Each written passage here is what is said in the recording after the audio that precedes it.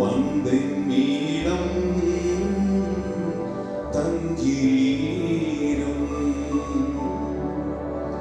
സേരുമയ്യാ പന്തീരൽ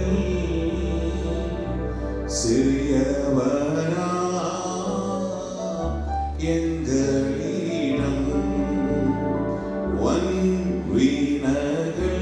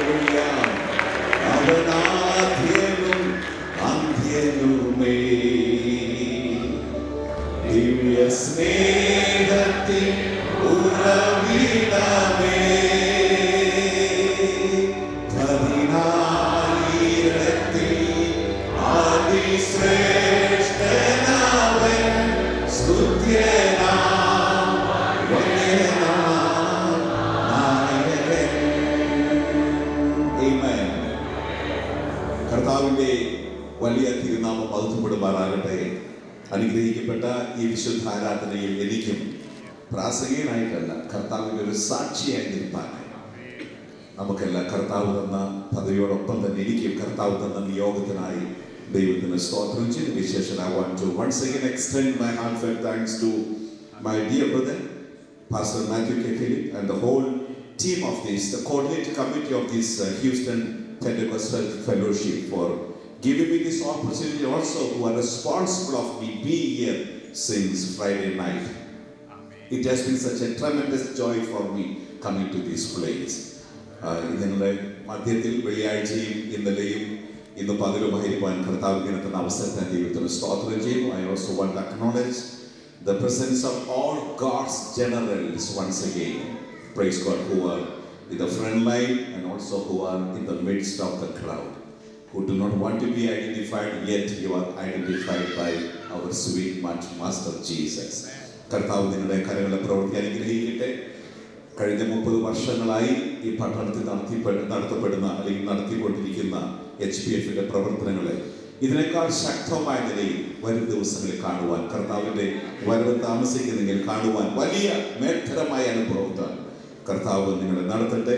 ഐക്യതയോടെ മുന്നോട്ട് പോകുവാൻ കർത്താവ് നിങ്ങളെ സഹായിക്കട്ടെ. നാം ഇവിടെ ഒരുമിച്ച് കൂടുമ്പോൾ നിത്യതയിൽ വെളിപ്പെടാനുള്ള വെളിപ്പാടിന്റെ യാഥാർത്ഥ്യത്തിന്റെ ചെറിയൊരു ഗ്ലിംപ്സ് ഓഫ് ടേസ്റ്റ് ആണ് നാം ഇവിടെ ഒരുമിച്ച് കൂടുന്നത്. ജീവിതത്തിൽ നമുക്ക് പരസ്പരം വ്യത്യാസങ്ങളും അഭിപ്രായ വ്യത്യാസങ്ങളും ഒക്കെ ഉള്ളപ്പോഴും അങ്ങനെയാ ദൈവം നമ്മളെ എല്ലാം സൃഷ്ടിച്ചിരിക്കുന്നത്. നമ്മളാരും അല്ലെങ്കിൽ പിന്നെ നമ്മളെല്ലാം ഡമ്മികളായിരിക്കും. നമുക്കെല്ലാം അഭിപ്രായ വ്യത്യാസങ്ങളുണ്ട്, പരസ്പരം അങ്ങോട്ടും ഇങ്ങോട്ടും ഒക്കെ ആശയ വ്യത്യാസങ്ങൾ ഉണ്ടായിരിക്കാം. പക്ഷെ എങ്കിലും ഹല്ലേലൂയ, പ്രൈസ് ഗോഡ്, കർത്താവ് നമ്മെ കൂട്ടിച്ചേർക്കുന്നത് പോലെ ഒരുമിച്ച് നിൽക്കുവാനായിട്ട്, ഹല്ലേലൂയ, വ്യത്യാസങ്ങളൊക്കെ മാറ്റി നിർത്തിയിട്ട് കർത്താവിന്റെ സ്നേഹത്തിൽ ഒന്നിപ്പാൻ കർത്താവ് നിങ്ങളെ സഹായിക്കട്ടെ. ഈ സഭയെ ഓർത്ത് ദൈവത്തിന് സ്തോത്രം ചെയ്യുന്നു. കർത്തദാസൻ പാസ്റ്റർ എബ്രഹാം ചാക്കോ തന്റെ ഫെസിലിറ്റി, അതുപോലെ സഭയോട് ദൈവത്തിന് സ്തോത്രം ചെയ്യുന്നു. അനുഗ്രഹിക്കപ്പെട്ട ഈ സാങ്ച്വറി കർത്താവ് കൊടുത്തല്ലോ. അത് അനുഗ്രഹിക്കപ്പെട്ട ഗായക സംഘത്തിനായി സ്തോത്രം. Praise God. ഞാനും അവരുടെ ഒരുവനെ പോലെ ആകാനായിട്ട് പരമാവധി ശ്രമിക്കുന്നുണ്ട്. എങ്കിലും പ്രൈസ് ഗോഡ് അവരുടെ പ്രവർത്തനങ്ങളെ ദൈവം അനുഗ്രഹിക്കട്ടെ.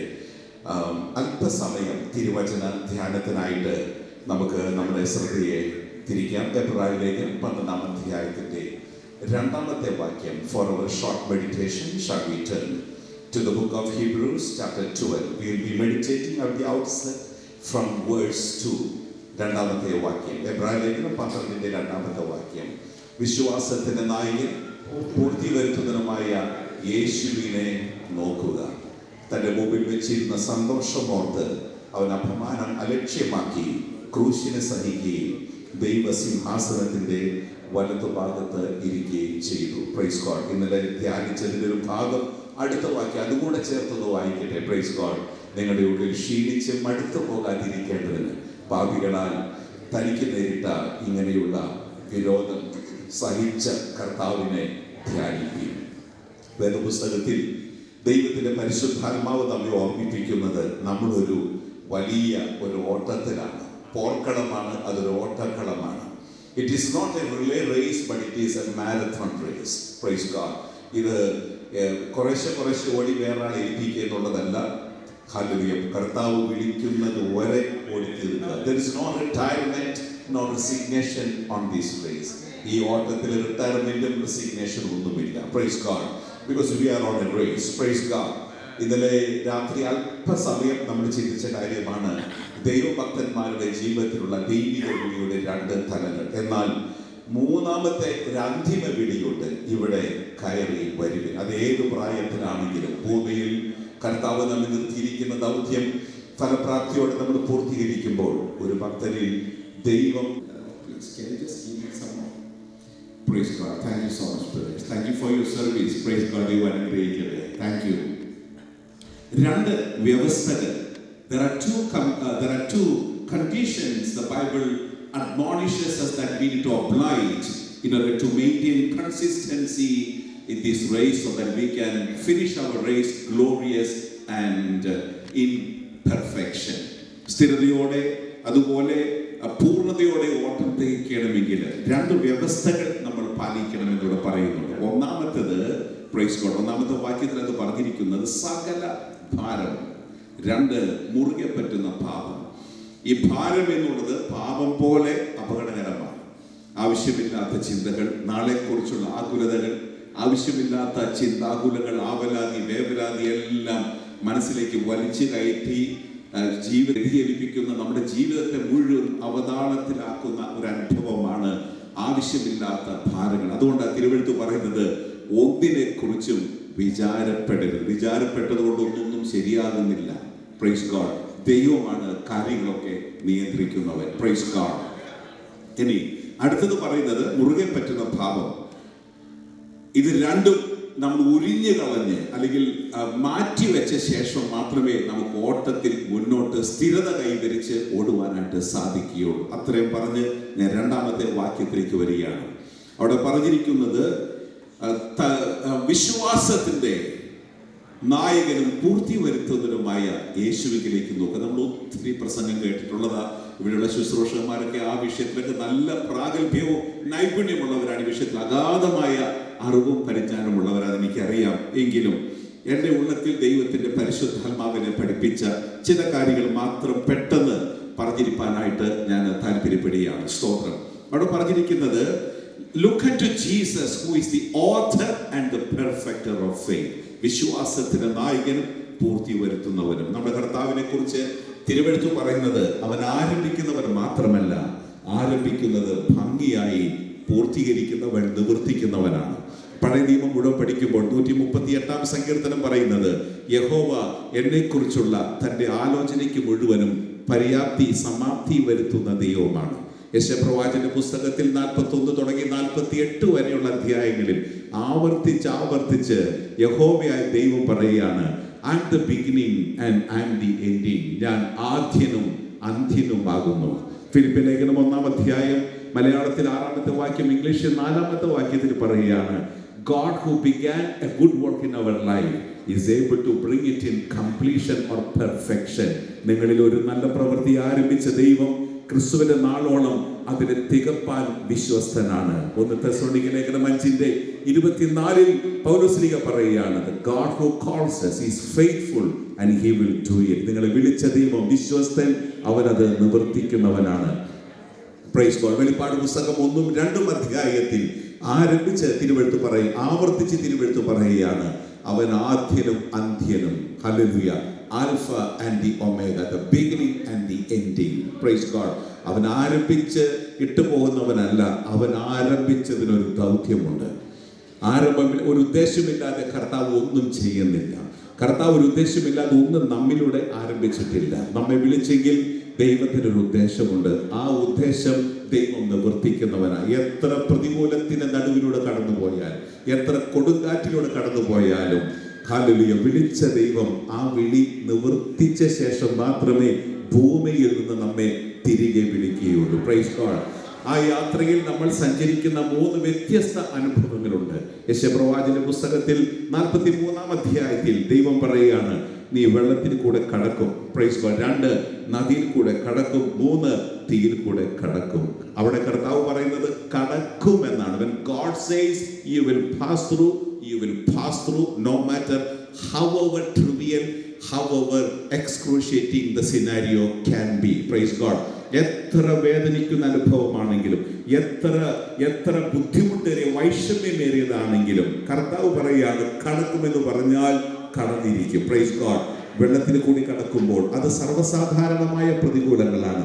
നദിയിൽ കൂടെ കടക്കുക എന്ന് പറഞ്ഞാൽ കുഴയ്ക്കുന്നതും വലയ്ക്കുന്നതുമായ സാഹചര്യങ്ങളാണ്. എന്ന് പറഞ്ഞാൽ നദിയുടെ പ്രത്യേകത നദിപ്പിക്കുന്നതാണ്. കാല് നേരെ നിർത്താൻ നോക്കുമ്പോഴായിരിക്കും തലമീതെ വെള്ളം കവിയുന്നത്, തല നേരെ നിർത്തുമ്പോഴായിരിക്കും കാലിന്റെ അടിയിലെ മണ്ണിൽ ഒലിച്ചു പോകുന്നത്. കുഴയ്ക്കുന്ന ഓവർവീമിങ് എന്ന അനുഭവമാണ്. പക്ഷേ കർത്താവ് പറയാണ്, നീ കടക്കും. ഹല്ലേലൂയ. വിശ്വാസമുള്ളവർ അതൊന്ന് ഏറ്റെടുത്താണ്. ഹല്ലേലൂയ. നദിയുടെ വെള്ളത്തിന്റെ അടുത്തത് നദി, ഒന്ന് വെള്ളം, രണ്ടാമത്തത് നദി, മൂന്നാമത്തത് തീയാണ്. Praise God. ക്രിസ്തീയ ജീവിതത്തിലെ ഏറ്റവും അനുഗ്രഹിക്കപ്പെട്ട ഒരു അനുഭവമാണ് അഗ്നിശോധന. ഈ ലോക മനുഷ്യന്റെ, അതായത് the Bible depicts about the challenges of godly man and godly sorrows and worldly sorrow. ലോക മനുഷ്യനും കഷ്ടതയുണ്ട്, ദൈവ മനുഷ്യൻ കഷ്ടതയുണ്ട്. പക്ഷേ ലോകപ്രകാരമുള്ള ദുഃഖം എന്ന് പറഞ്ഞു കഴിഞ്ഞാൽ it will eventually enter in hopelessness. പക്ഷേ ദൈവഹിത പ്രകാരമുള്ള ഗോഡ്ലി സോറോയുടെ പ്രത്യേകത എന്ന് പറഞ്ഞു കഴിഞ്ഞാൽ the more you go through the pain, the greater is your hope. വേദന വർദ്ധിക്കുന്നതോറും പ്രത്യാശ വർദ്ധിക്കുകയാണ്. അതുകൊണ്ടാണ് 5 പ്രാവശ്യം 1 കുറയെ 40 അടിയേറ്റ പൗലോസ്ലീഹ പോലും 2 കൊരിന്ത്യർ 4-ാം അധ്യായത്തിന്റെ അവസാന വാക്യത്തിൽ പറയുകയാണ്, നൊടി നേരത്തേക്കുള്ള ലഘുവായ കഷ്ടം. Come on, praise God. Light affliction but for a momentary period. Hallelujah. Light affliction. Praise God. 200-ന് അടി കിട്ടിയിട്ടും പറയുകയാണ് ലൈറ്റ് അഫ്ലിക്ഷൻ. എനിക്ക് ആ ഭാഗം പറയുമ്പോൾ 4-ാം അധ്യായത്തിന്റെ 2 കൊരിന്ത്യർ 4-ാം അധ്യായത്തിന്റെ 8-9 വാക്യങ്ങൾ എൻ്റെ മനസ്സിലേക്ക് ഓടി വരികയാണ്. മറ്റൊരു സന്ദേശത്തിന്റെ ഭാഗമാണെങ്കിലും ഇത് ഇനി ഒരു അവസരം, ഇനി ഒരു പക്ഷേ നമുക്ക് നാളെ ഒരു അവസരം കിട്ടിയിരിക്കലോ എന്ന് വിചാരിച്ച് അതുകൂടെ ചേർത്തൊന്ന് പറഞ്ഞു പോവുകയാണ്. അവിടെ പറയുന്നത് we are hard pressed yet we are not crushed nor cramped. ഞങ്ങൾ കഷ്ടം സഹിക്കുന്നവരെങ്കിൽ, അവിടെ കഷ്ടം സകലവിധ കഷ്ടം എന്ന മലയാളത്തിൽ പറഞ്ഞു, ഹിന്ദിയിൽ ചാരവും ഓർസേന, 4 വശത്തും ഒരു ഫുട്ബോൾ പോലെയാണ്. ഒരു ഫുട്ബോൾ നന്നായിട്ട് വായി നിറച്ച ഫുട്ബോളിൽ എത്ര ചവിട്ടിയാലും രൂപം മാറാത്തതുപോലെ 4 വശത്തും ഞങ്ങളെ ഒതുക്കിയിട്ടും ചുരുങ്ങുന്നില്ല. കാരണം എന്താണെന്ന് അറിയാം, ആകത്തൊരു സംഭവം ഇട്ടിരിക്കുന്നത്. കമോൺ, അല്ലെങ്കിൽ അത് ആ ഒരു ദൈവഭക്തന്റെ പ്രത്യേകത. That makes a child of God unique from all other people. Praise God. മറ്റുള്ളവരിൽ നിന്ന് വ്യത്യസ്തമാക്കുന്ന അനുഭവം എന്ന് പറഞ്ഞു കഴിഞ്ഞാൽ ഈ ഒരു വലിയൊരു നിക്ഷേപം മൺപാത്രത്തിനകത്ത് കിടക്കുകയാണ്. രക്ഷിക്കപ്പെടുന്നതിന് മുമ്പ് നമ്മൾ മൺപാത്രമാണ്, രക്ഷിക്കപ്പെട്ട ശേഷം നമ്മൾ മൺപാത്രമാണ്. രക്ഷിക്കപ്പെടുന്നതിന് മുമ്പ് ചില തട്ട് കിട്ടിയാൽ ഉടഞ്ഞു പോകുന്നവരാണ്. രക്ഷിക്കപ്പെട്ട ശേഷം കർത്താവ് അകത്ത് വന്ന ശേഷം എത്ര തട്ട് കിട്ടിയിട്ടും മൺപാത്രമാണെങ്കിൽ പോലും ഉടഞ്ഞു പോകുന്നില്ല. Come on, hallelujah. 4 വശത്തും ഒതുക്കിയിട്ടും ചുരുങ്ങുന്നില്ല. കാരണം എന്താണ്? ഈ നിക്ഷേപം. കാരണം the one who is in us is greater than the one who is in this world. നമ്മിലുള്ളവൻ ലോകത്തിലുള്ളതിനേക്കാൾ ശക്തനായതുകൊണ്ട് ഈ മൺപാത്രം ഉടഞ്ഞു പോകാതെ അവൻ സൂക്ഷിക്കുകയാണ്.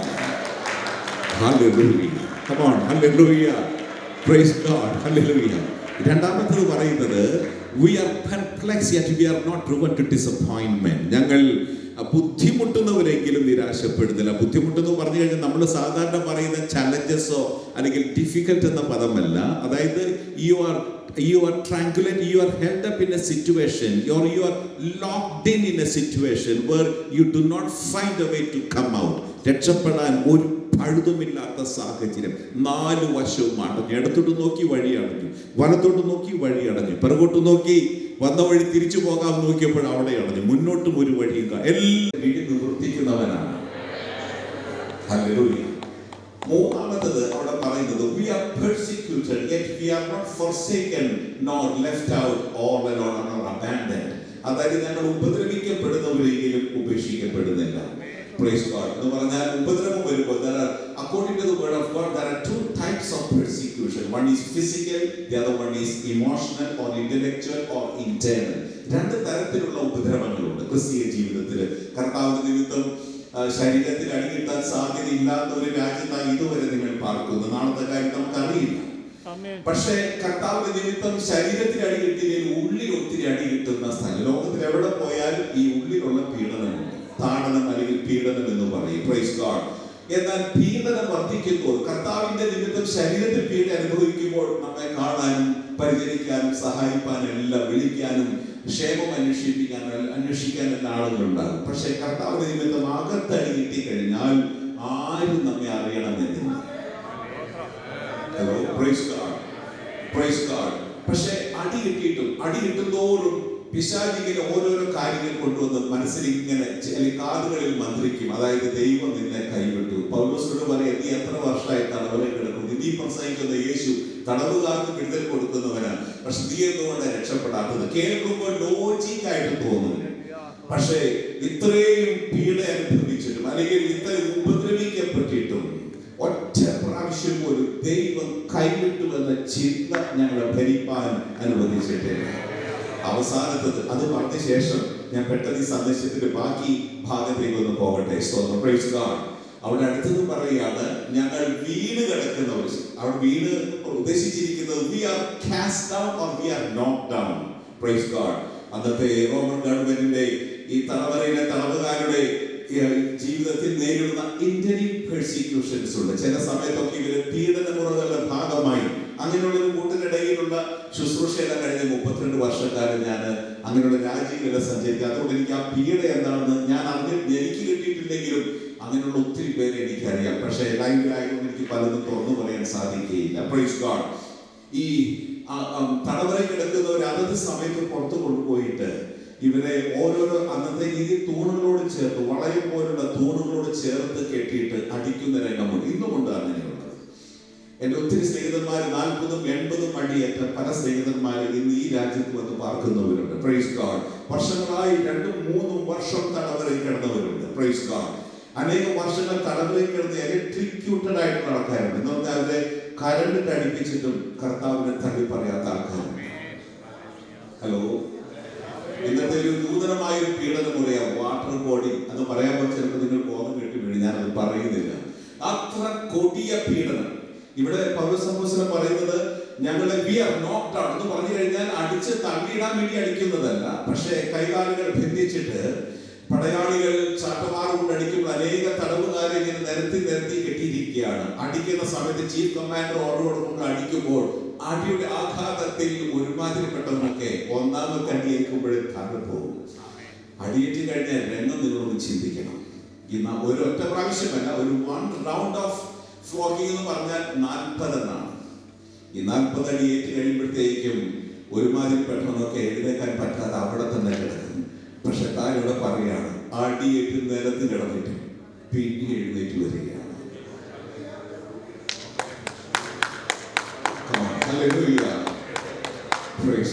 കാരണം എന്താണെന്നറിയാമോ? ഞങ്ങളുടെ അടിക്കുന്നവർ പോലും അത്ഭുതപ്പെടുക. ഇന്നലെ തല്ലി താഴെ ഇട്ടിട്ട് തിരിച്ചെഴുന്നേക്കാൻ പറ്റില്ല എന്ന് വിചാരിച്ച് ഇട്ടെറിഞ്ഞു പോയത് പിന്നെ എഴുന്നേറ്റ് പ്രസംഗിക്കുകയാണ്. അടിയേറ്റ് നേരത്തെ വീട് കിടന്നിട്ടും പിന്നെയും എഴുന്നേറ്റ് വരും. നശിച്ചു പോകുന്നില്ല. കാരണം എന്താ?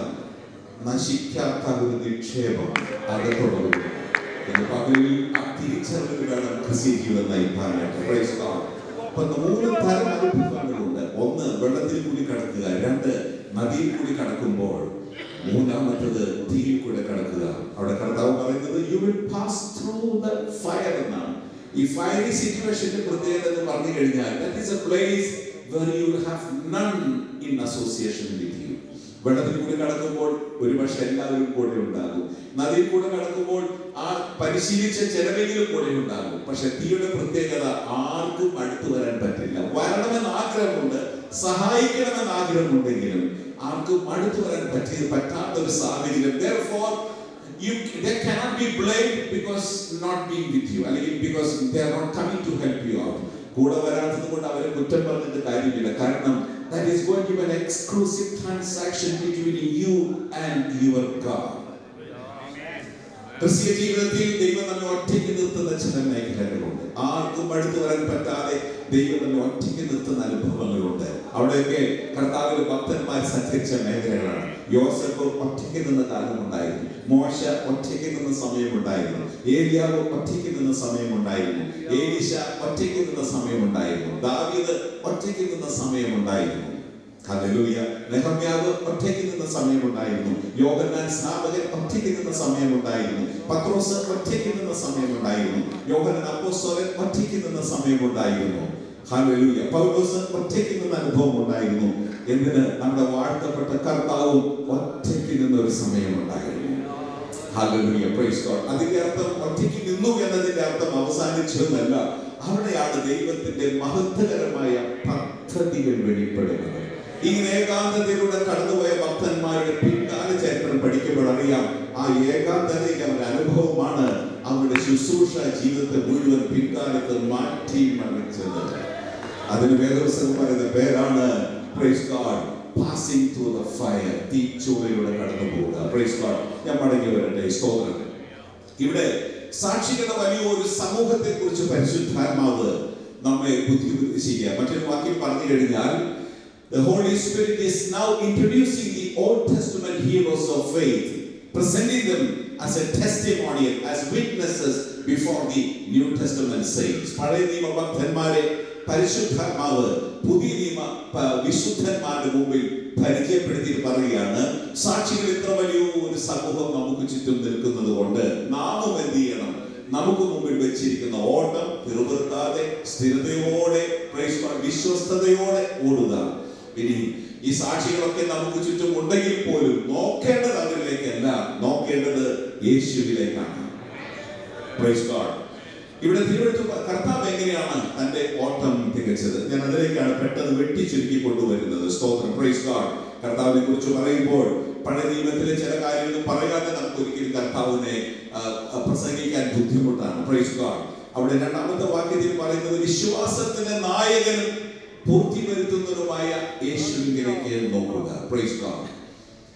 ഇനി ഈ സാക്ഷികളെ കാണുമ്പോൾ തന്നെ 2 വാക്ക് അതിനെ കുറിച്ച് വീണ്ടും ഞാനൊന്ന് പറയട്ടെ. ഓട്ടത്തെ കുറിച്ച് പറയുമ്പോൾ പഴയ നിയമ ഭക്തന്മാരുടെ വലിയൊരു ചരിത്ര പട്ടിക 11-ാം അധ്യായത്തിൽ നമ്മൾ ദർശിക്കുന്നുണ്ട്.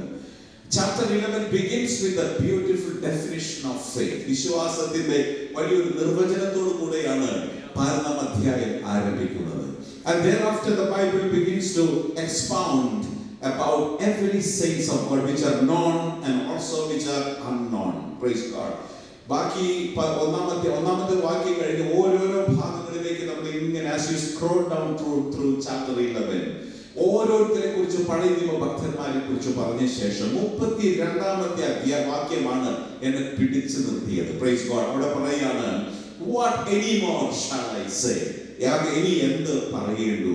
For the time would fail me to tell about the rest of those. ഇനി അതായത് ഗിദെയോൻ, ശിംശോൻ, ബാരാക്ക്, യെഫ്താഹ്, ദാവീദ് തുടങ്ങിയവരെയും ശമൂവേൽ മുതലായ പ്രവാചകന്മാരെ കുറിച്ച് വിവരിപ്പാൻ സമയം പോരാ. Praise God. കോരി തെരിച്ചു പോകും ആ ഭാഗം നിർത്തി ഒന്ന് വായിച്ചു കഴിഞ്ഞാൽ. Praise God. അങ്ങനെ ഇവരെ കുറിച്ച് പറഞ്ഞ ശേഷം ഇവരുടെ പ്രവൃത്തികളെ കുറിച്ച് പറയുകയാണ്. വിശ്വാസത്താൽ അവർ രാജ്യങ്ങളെ അടക്കി, നീതി നടത്തി, വാഗ്ദത്തം പ്രാപിച്ചു, തീയുടെ ബലം കെടുത്തി, വാളിന്റെ വായ്ക്ക് തെറ്റി, യുദ്ധത്തിൽ വീരന്മാരായി തീർന്നു, ബലഹീനരെ ശക്തി പ്രാപിച്ചു, അന്യന്മാരുടെ സൈന്യങ്ങളെ ഓടിച്ചു. Praise God. സ്ത്രീകൾക്ക് തങ്ങളുടെ മരിച്ചവരെ ഉയർത്തെഴുന്നേൽപ്പിനാൽ തിരികെ ലഭിച്ചു. എന്നിട്ട് അടുത്തൊരു ഭാഗം പറയാണ്, വേറെ ചിലർ, 35ാമത്തെ വാക്യം, ഇനി പറയാൻ പോകുന്നതിനെ കുറിച്ച് നമുക്ക് അറിയില്ല. Praise God. ഇവിടെയാണ് പരിശുദ്ധാത്മാവ് നമ്മെ ബുദ്ധി ഉപദേശിക്കുന്ന രണ്ട് പ്രധാനപ്പെട്ട കാര്യങ്ങൾ. വേദപുസ്തകം പഠിക്കുമ്പോൾ അറിയപ്പെടുന്നവർ മാത്രമല്ല ദൈവത്തിന്റെ വീക്ഷണത്തിൽ വിശുദ്ധന്മാർ എന്നുള്ളത്. ദൈവത്തിന്റെ നോട്ടത്തിൽ, നമ്മുടെ വീക്ഷണത്തിൽ അറിയപ്പെടുന്നവർ വലിയവരും അറിയപ്പെടാത്തവർ ചെറിയവരുമാണെന്ന് ഒരു പക്ഷെ നമുക്ക് തോന്നിയേക്കാം. പക്ഷെ കർത്താവിന്റെ നോട്ടത്തിൽ, ഹല്ലേലൂയ, മാനുഷികമായ നേത്രങ്ങൾ കൊണ്ട് കാണാത്തവർ പോലും ദൈവത്തിന്റെ മുമ്പിൽ വളരെ വിലപ്പെട്ടവരാണ്. Praise God. ഇവിടെ അറിയപ്പെട്ട ഒരു ഗണത്തെ കുറിച്ച് പറഞ്ഞ ശേഷം അന്നും ഇന്നും ആരാലും അറിയപ്പെടാത്ത മറ്റൊരു ഗണത്തെ കുറിച്ച്, അവരുടെ അനുഭവത്തെ കുറിച്ച് പറയുകയാണ്. സ്തോത്രം. Praise God. എന്ന് പറഞ്ഞു കഴിഞ്ഞാൽ വേറെ ചിലർ ഏറ്റവും നല്ലൊരു ഉയർത്തെഴുന്നേൽപ്പ് പ്രാപിക്കേണ്ടതിന്, ഉദ്ധാരണം, രക്ഷപ്പെടാൻ ആഗ്രഹിക്കാതെ ഭേദ്യമേറ്റു മരണം ഏറ്റുവാങ്ങിയവരാണ്. Praise God. ഇതിലെ വാക്യം നമ്മൾ അല്പം ഒന്ന് ചിന്തിച്ചിരുന്നു. അടുത്തത് അതിൽ തന്നെ മറ്റു ചിലരെ കുറിച്ച് പറയുകയാണ്. ചമ്മട്ടി, ചങ്ങല, തടവ് ഇവയാലുള്ള പരീക്ഷ സഹിച്ചു, കല്ലേറേറ്റു, വാളാൽ അറുക്കപ്പെട്ടു, ഈർച്ചവാളാൽ തുണ്ടം തൊണ്ട എന്ന് പറഞ്ഞു കഴിഞ്ഞാൽ വാളുകൊണ്ട് രണ്ടായി മുറിക്കപ്പെട്ടവര്. ഹല്ലേലൂയ. ജടയാളുകളെയും കോലാളുകളെയും തോൽക്കരിച്ച് ബുദ്ധിമുട്ടും ഉപദ്രവവും കഷ്ടവും സഹിച്ചവര്, ഭൂമിയുടെ പിളർപ്പുകളിലും പാതകളിലും ഭൂവനാന്തരങ്ങളിലും ഉഴന്നു നടന്നവർ, അവർ ഉൾക്കൊള്ളുവാൻ തക്കവണ്ണമുള്ള യോഗ്യത ലോകത്തിന് ഇല്ലായിരുന്നു. അതോടെ പറഞ്ഞിരിക്കുന്നത് ലോകം അവർക്ക് യോഗ്യമായിരുന്നില്ല. Praise God. ഇവിടെ പരിശുദ്ധാത്മാവ് രണ്ട് ഗണത്തെ കുറിച്ച് പറയാം. ഒരു കൂട്ടര് അറിയപ്പെട്ടവരാണ്, മറ്റൊരു കൂട്ടര് അറിയപ്പെടാത്തവരാണ്. ആ അറിയപ്പെട്ടതിനെ കുറിച്ച് പറയുന്നത് അവർ വിശ്വാസത്താൽ രാജ്യങ്ങളെ അടക്കിയവരാണ്. പക്ഷെ അറിയപ്പെടാത്തവർ രാജ്യം നഷ്ടപ്പെട്ടവരാണ്. ഒന്നാമത്തെ കൂട്ടർ രാജ്യങ്ങളെ പിടിച്ചടക്കിയവരാണെങ്കിൽ രണ്ടാമത്തെ കൂട്ടർ രാജ്യം നഷ്ടപ്പെട്ടവരാണ്. ഒന്നാമത്തെ കൂട്ടർ നീതി നടത്തിയവരാണെങ്കിൽ രണ്ടാമത്തെ കൂട്ടർ നീതി നിഷേധിക്കപ്പെട്ടവരാണ്. ഒന്നാമത്തെ കൂട്ടർ തീയുടെ ബലം കെടുത്തിയവരാണെങ്കിൽ രണ്ടാമത്തെ കൂട്ടർ അഗ്നിക്ക് ഇരയായി തീർന്നവരാണ്. ഒന്നാമത്തെ കൂട്ടർ വാളിന്റെ വായ്ക്ക് തെറ്റിയവരാണെങ്കിൽ രണ്ടാമത്തെ കൂട്ടർ വാളാൽ ഛേദിതരായവരാണ്, കൊല്ലപ്പെട്ടവരാണ്. ഒന്നാമത്തെ കൂട്ടർ അന്യന്മാരുടെ സൈന്യങ്ങളെ ഓടിച്ചവരാണെങ്കിൽ രണ്ടാമത്തെ കൂട്ടർ അന്യന്മാരുടെ സൈന്യങ്ങളാൽ ആക്രമിക്കപ്പെട്ട് പരാജയം ഏറ്റെടുത്തവരാണ്. എന്ന് പറഞ്ഞു കഴിഞ്ഞാൽ അവിടെ പറഞ്ഞിരിക്കുന്നത് അവർ യുദ്ധത്തിൽ വീരന്മാരായി എന്ന് പറയുന്നുണ്ട്. പക്ഷെ രണ്ടാമത്തെ കൂട്ടർ യുദ്ധത്തിൽ തോറ്റുപോയി. തോറ്റുപോയി എന്നതിന്റെ അർത്ഥം വിശ്വാസത്തിൽ തോറ്റതല്ല, വിശ്വാസത്തിൽ തോറ്റുപോകാതിരിക്കാൻ, ഹല്ലേലൂയ, ജീവിതത്തിൽ ബുദ്ധിമുട്ട് യുദ്ധം വന്നപ്പോൾ ആ യുദ്ധത്തിൽ അവർ തോറ്റതിന്റെ കാരണം വിശ്വാസത്തിൽ തോൽവി അടയാതിരിക്കാനാണ്. നിങ്ങൾക്ക് ആ ഭാഗം മനസ്സിലായിട്ട് എനിക്കറിയില്ല. ഒന്നുകൂടി ഞാൻ എടുത്ത് പറയട്ടെ. Praise God. ഒന്നാമത്തെ കൂട്ട യുദ്ധത്തിൽ ജയാളികളായിരുന്നു, രണ്ടാമത്തെ കൂട്ട യുദ്ധത്തിൽ പരാജയപ്പെട്ടവരാണ്. യുദ്ധത്തിൽ പരാജയപ്പെട്ടതിന്റെ കാരണം വിശ്വാസത്തിൽ പരാജയപ്പെടാതിരിക്കാനായിട്ടാണ്. കർത്താവിനെ സ്വീകരിച്ചാണ് മനസ്സിലാക്കുന്നവര്. 1960കളില് ഉത്തരകൊറിയയിൽ കമ്മ്യൂണിസം കൊടിയൂട്ടി വാണ സമയത്ത് ആയിരക്കണക്കിന്, 10,000-കണക്കിന് ക്രൈസ്തവർ കൂട്ടക്കൊല ചെയ്യപ്പെട്ട രംഗങ്ങൾ, അനേകര് തടവറയാകപ്പെട്ടവര്, അന്നും ഇന്നും അനേകര് ജീവനോടെ കുഴിച്ചു കൂടിയ ഒരു കാലഘട്ടമുണ്ട്, അനുഭവമുണ്ട്.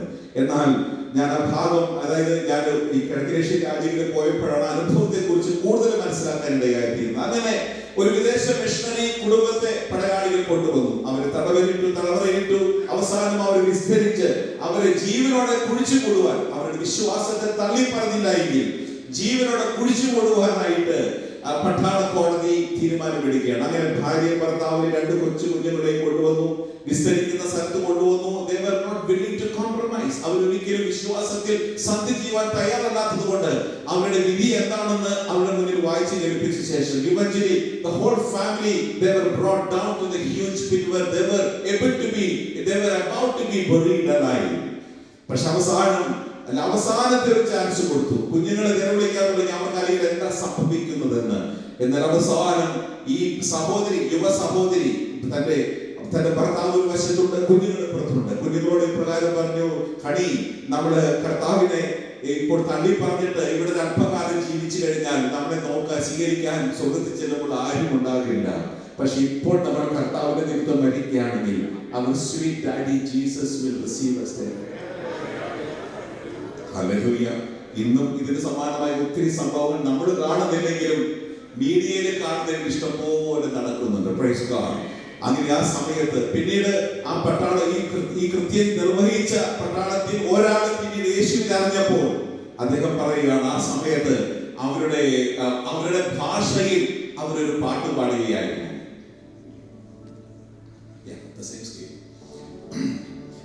അവരുടെ ഭാഷയിൽ പാട്ട് പാടുകയായിരുന്നു. And as the soldiers were burying them alive, they began to sing a beautiful hymn in their language.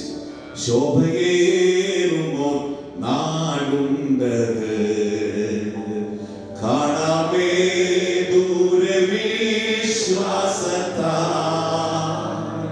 താതൻ വാസം നമുക്കൊരുക്കി നിൽക്കുന്നുണ്ടക്കരെ കാത്തതാൽ വേഗം നാം ചേർന്നിടും ഭംഗിയേറിയ ആ തീരത്ത്, വേഗം നാം ചേർന്നിടും ഭംഗിയേറിയ ആ തീരത്ത്.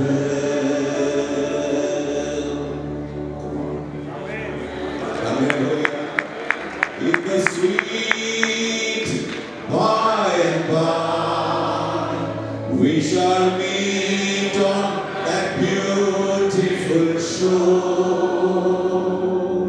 In the sweet by and by, we shall meet on that beautiful shore. Someday we will see him. Come on, come on. Someday we will see him.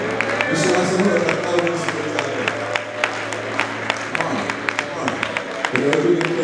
കർത്താവിനെ സ്തുതിച്ചോ. Praise God. Someday we will see him. Thank you, Jesus.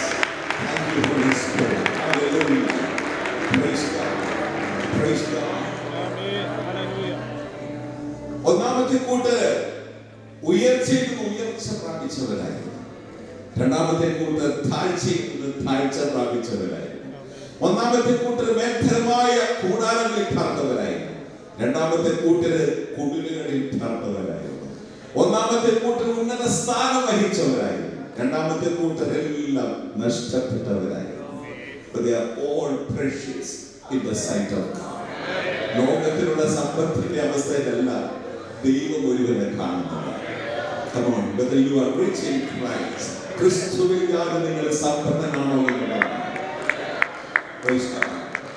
അവിടെ ഒരു സന്ദേശമുണ്ട്. ഞാൻ 2 minute പറഞ്ഞ ശേഷം പെട്ടെന്ന് ഇന്ന് ഞാൻ കഴിയുന്നതും എന്റെ സമയത്തിന് ഉള്ളിൽ തന്നെ നിർത്താനായിട്ട് ശ്രമിക്കുകയാണ്. സ്തോത്രം. വിശ്വാസ ജീവിതത്തെ കുറിച്ച് പഠിക്കുമ്പോൾ ക്രിസ്തീയ ജീവിതത്തിൽ വിശ്വാസ ശോധനയുടെ 2 തലങ്ങളുണ്ട്. Praise God. ഉയർച്ചയിലേക്ക് പോകുന്തോറും നമ്മുടെ വിശ്വാസം ശോധന ചെയ്യപ്പെടുന്നുണ്ട്. താഴ്ചയിലേക്ക് പോകുന്തോറും വിശ്വാസം ശോധന ചെയ്യപ്പെടുന്നുണ്ട്. മറ്റൊരു വശത്ത് ക്രിസ്തീയ ജീവിതത്തിന്റെ 2 തലത്തിലുള്ള ശോധന എന്ന് പറഞ്ഞു കഴിഞ്ഞാൽ the trials of tribulation and the trials of temptation. പ്രതികൂലങ്ങളാലുള്ള പരിശോധനയുണ്ട്, പ്രലോഭനങ്ങളാലുള്ള പരിശോധനയുണ്ട്.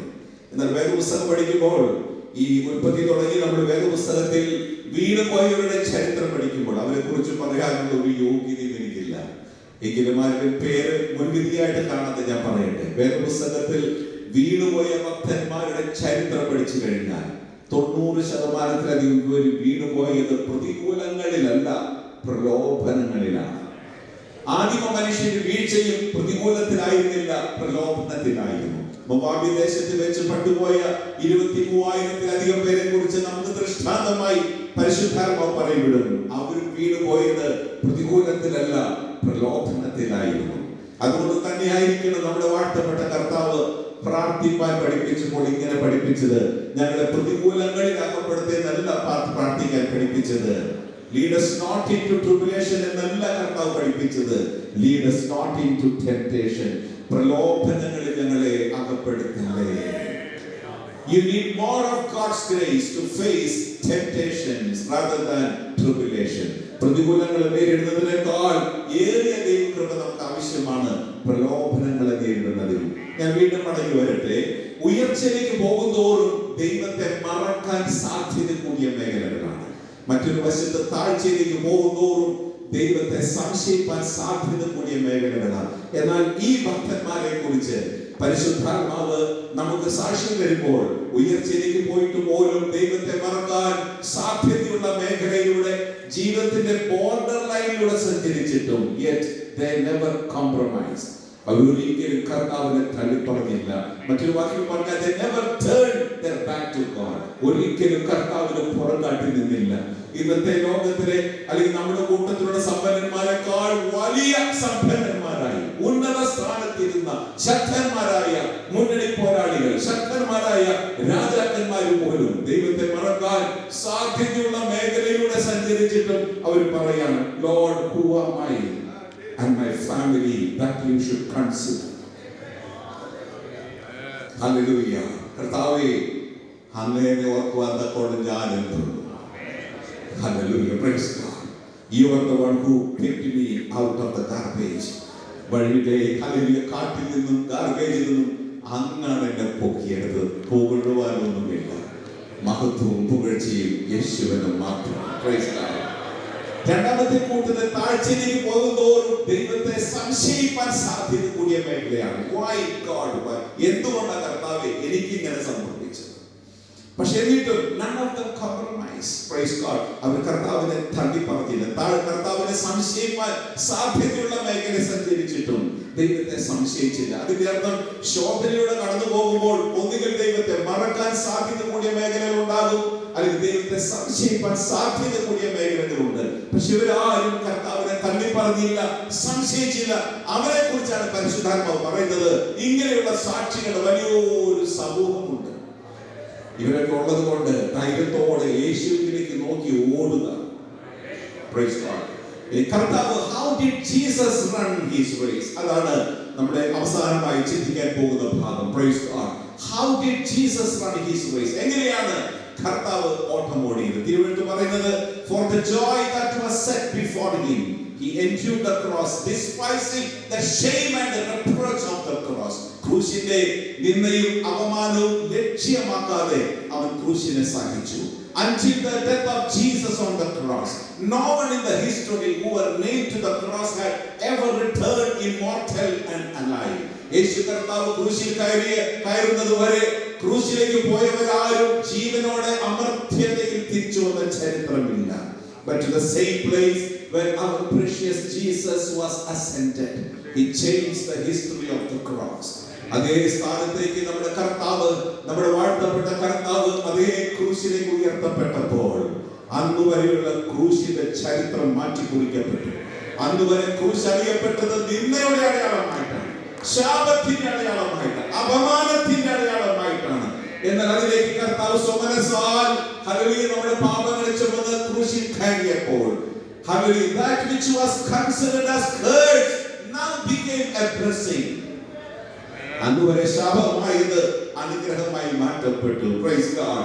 വീണ്ടും കർത്താവിനെ കുറിച്ച് പഠിക്കുമ്പോൾ കർത്താവിന്റെ മരണത്തിനുള്ള ശേഷം വേദപുസ്തകം പറയുന്നത് his body was laid in the tomb. യേശു കർത്താവിന്റെ ശവശരീരം എന്ന് വേദപുസ്തകത്തിൽ ഒരിടത്തും പറഞ്ഞിട്ടില്ല.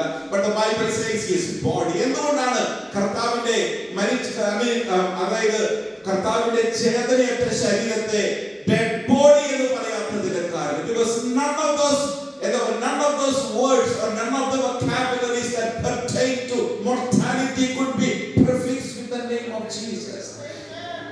Hallelujah. മരണവുമായി ബന്ധപ്പെട്ട മർത്യതയുമായി ബന്ധപ്പെട്ട ഒരൊറ്റ പദത്തിന് പോലും അവന്റെ പേരിന് മുമ്പിൽ നിൽക്കുവാൻ പറ്റാതെ വണ്ണം he defeated the death on the cross. ക്രൂശിൽ അവൻ പരാജയപ്പെടുത്തി. ക്രൂശിൽ മരണത്തെ അവൻ പരാജയപ്പെടുത്തി.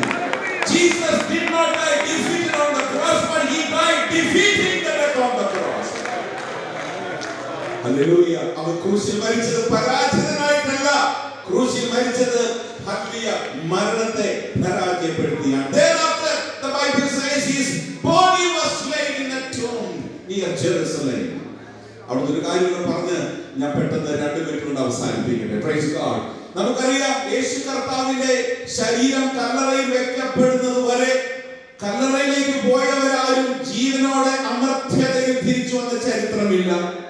But to the same place, it is one of such places where the body, lifeless body of Jesus was laid into.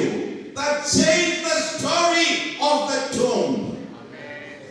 അതേ സ്ഥാനത്തേക്ക് നമ്മുടെ വാഴ്ത്തപ്പെട്ട അരുമനാഥനായ യേശു കർത്താവിന്റെ ശരീരം വെക്കപ്പെട്ടപ്പോൾ അന്ന് വരെയുള്ള കല്ലറകളുടെ ചരിത്രം മാറ്റി കുറിക്കപ്പെട്ടു.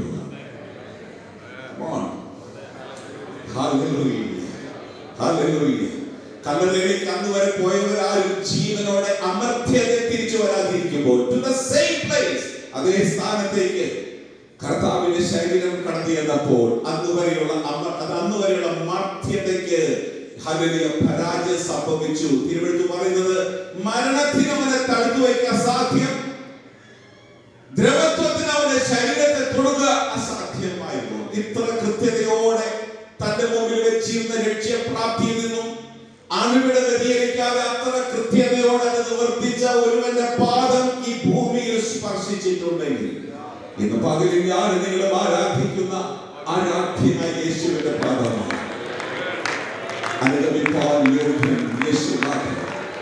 അവരുടെ മുഖത്തേക്ക് നോക്കിയവരാരും പരാജയപ്പെട്ടിട്ടില്ല.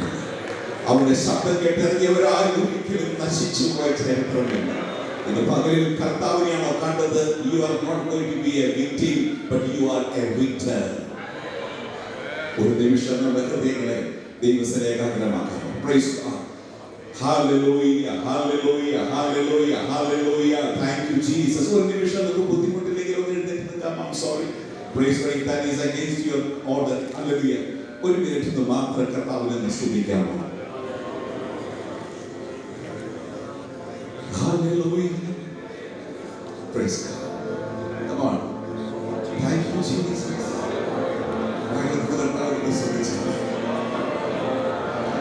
Thank you Jesus.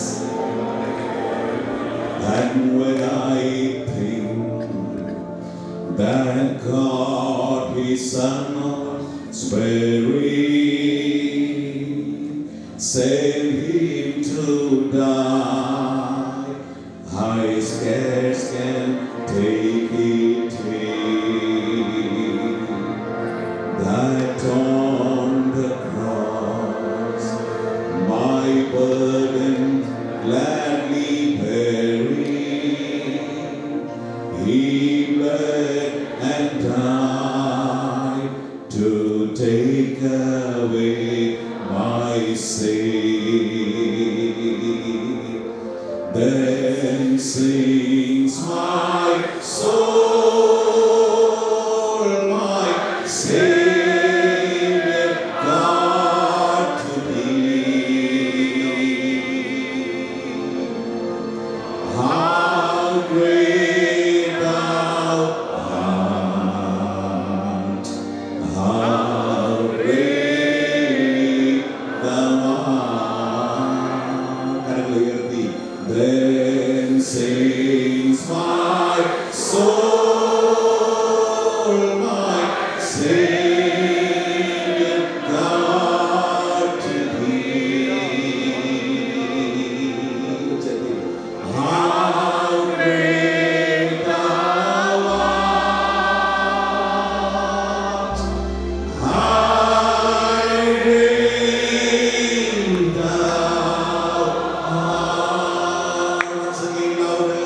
Then sings my soul, my Savior God to Thee. How great Thou art!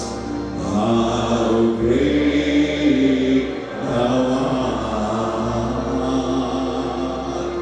Then sings my soul.